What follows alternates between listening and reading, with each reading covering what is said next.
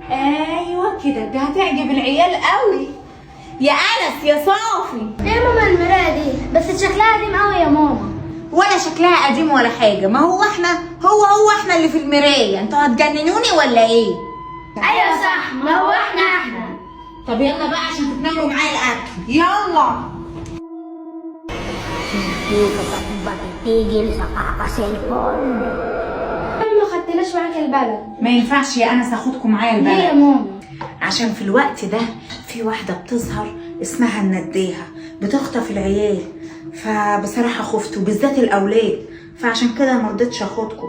كان ممكن اخد صافي بس كده كنت هسيبك لوحدك يا انس. وبعدين اعوذ بالله ما تخلينيش افتكر يا انس، عشان زمان وانا صغيره كنت سمعت الكلام ده بس انا ما شفتش بعينيا، بس بصراحه خفت. يلا بقى امسكوا، يلا روحوا ودوا. ومن ساعتها قلت لا، مستحيل ان انا اخدكوا خالص.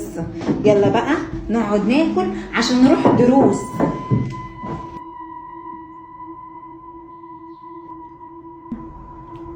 في حاجه يا انس؟ لا مفيش حاجه يا ماما. انا شكله معجب بالمرايه. طب يلا صافي ندخل الاطباق.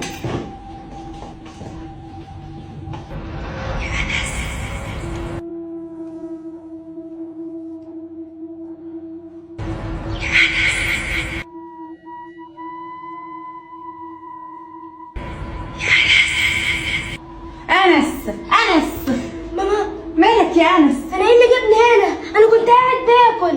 تعالى يا انس، انت شكلك كده يا حبيبي مش عايز تروح الدرس. يا ماما انا عايزه اروح الدرس، بس انا كنت قاعد باكل فجاه لقيت نفسي كده.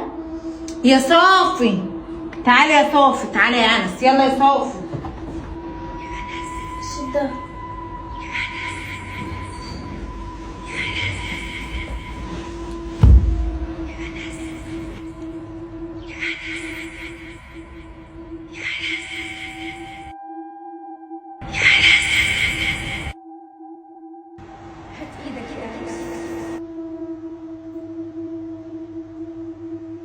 ايه دي؟